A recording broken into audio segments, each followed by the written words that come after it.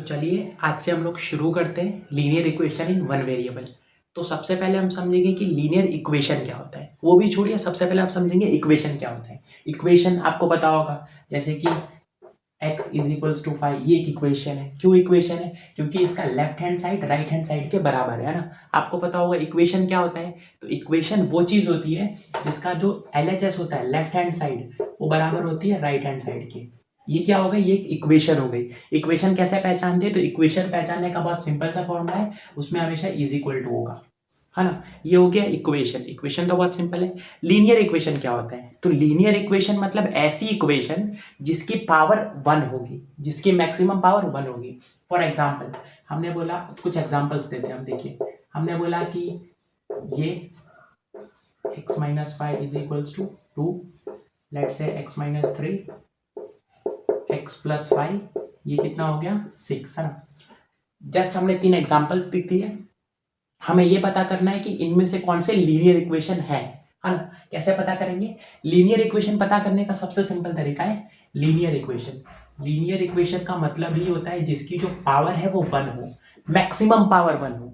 मैंने क्या बोला? मैक्सिमम पावर 1 हो ना। देखिए, आपको ये तो पता होगा पावर कैसे निकालते हैं किसी इक्वेशन की। जैसे इसकी मैक्सिमम पावर क्या है? मैक्सिमम पावर को हम डिग्री बोलते हैं। तो इसकी मैक्सिमम पावर क्या है? 2 है। तो ये लीनियर इक्वेशन नहीं है, पावर 1 होनी चाहिए, मैक्सिमम पावर। अगर इसके जगह ये ना लिखा हो के सिर्फ ये लिखा होता, तो इसकी मैक्सिमम पावर क्या है? देखिए, इसकी पावर 1 है। हाँ, तो ये लीनियर इक्वेशन है। लीनियर इक्वेशन का मतलब जिसकी पावर 1 हो, जिसकी पावर 1 हो। इसमें देखिए, इसकी मैक्सिमम पावर क्या है? इसकी मैक्सिमम पावर 1 है, तो ये लीनियर इक्वेशन है। इसकी बताइए क्या है? लीनियर इक्वेशन है नहीं। क्यों?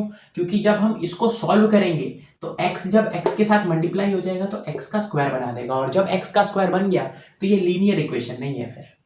तो क्लियर हो गया लीनियर इक्वेशन का मतलब? लीनियर इक्वेशन का मतलब जिसकी पावर 1 हो, है ना। चलिए अब ये बताइए हमें। हमने बोला x की power 0 plus x plus 3 is equals to 10। क्या ये लीनियर इक्वेशन है? ये लीनियर इक्वेशन है। क्यों? क्योंकि देखिए, इसकी पावर 0 है, इसकी पावर 1 है, इसकी भी x की पावर 0 है और ये भी x की पावर 0 है। सबसे बड़ी पावर कौन सी है? 1, इसीलिए लीनियर इक्वेशन है। अगर सबसे बड़ी पावर 2 होती तो ये लीनियर इक्वेशन नहीं होता। क्लियर? तो हमने ये सीख लिया इक्वेशन क्या होता है, लीनियर इक्वेशन क्या होता है, बहुत बेसिक से।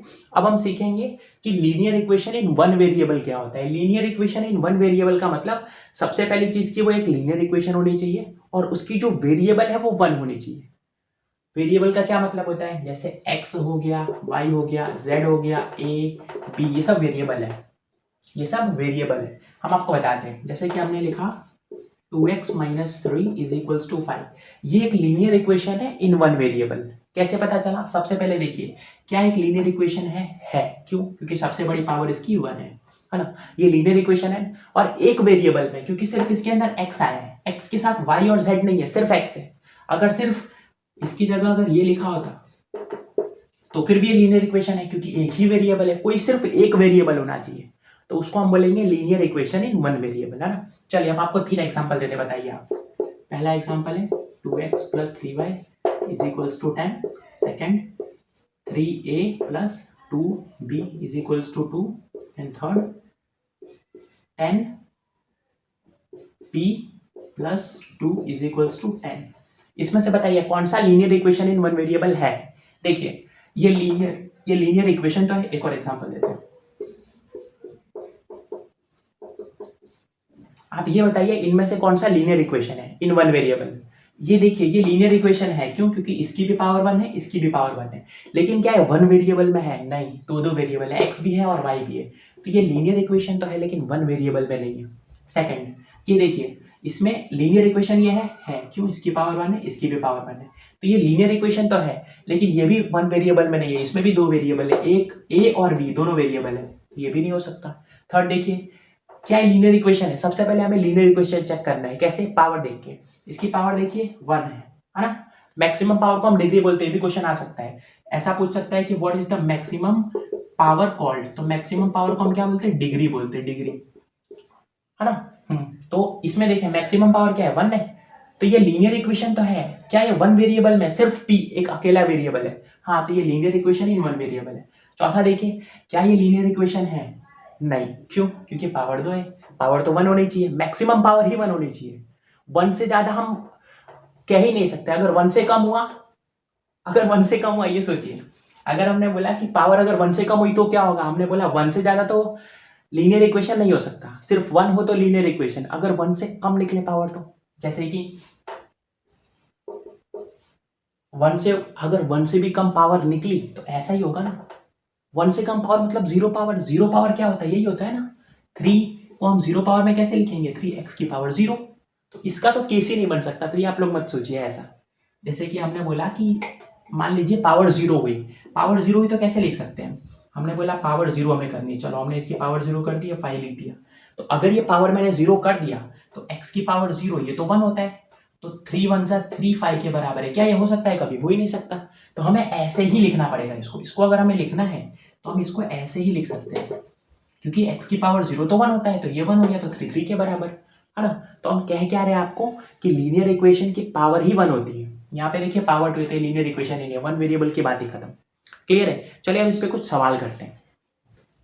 देखिए सबसे पहला क्वेश्चन हम आप लोगों के लिए लेके आए, ये क्वेश्चन है, बड़ा सिंपल क्वेश्चन है, कुछ नहीं है क्वेश्चन में, बस बेसिक से आपको रूल लगाना है और आपका आंसर आ जाएगा। सबसे पहली बात, आपने ये देखा होगा 2 और ब्रैकेट में x माइनस 3 है, तो इसको कैसे सॉल्व करेंगे, डिस्ट्रीब्यूटिव प्रॉपर्टी से। ये 2 इसके पास भी जाएगा, ये 2 इसके पास भी जाएगा ना।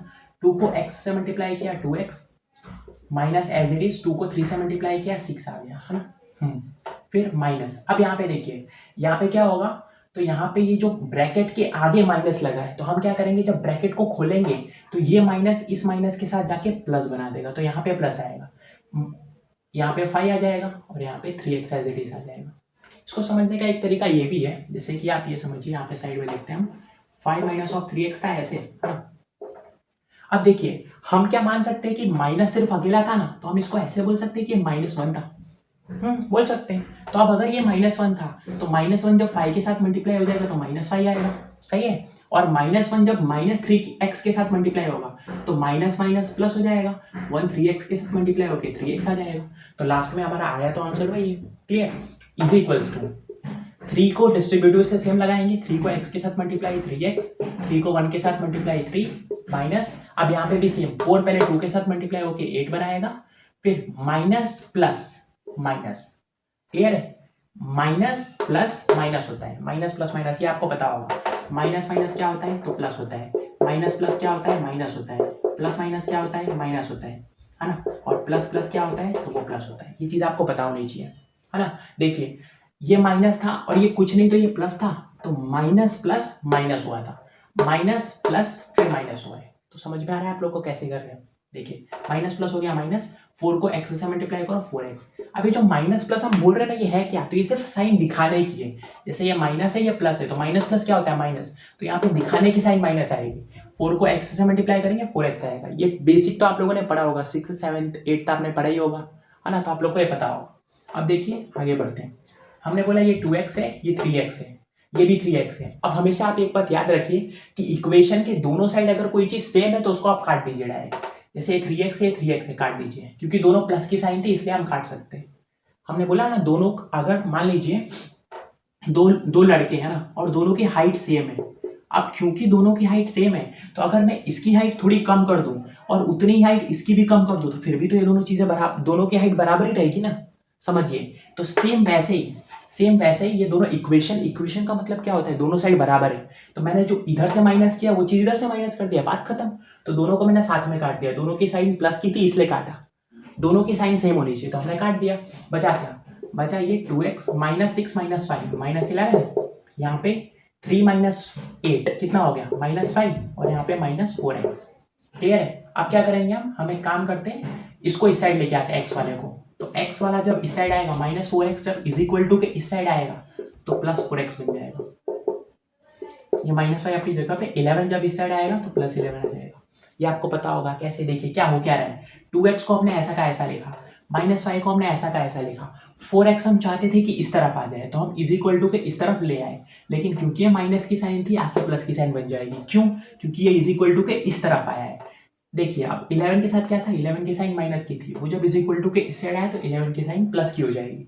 क्लियर। अब सॉल्व कीजिए, यहाँ पे 6x आ गया, 11 में से 5 गया, प्लस माइनस क्या होता है, माइनस करना क्या है आपको, माइनस, है ना।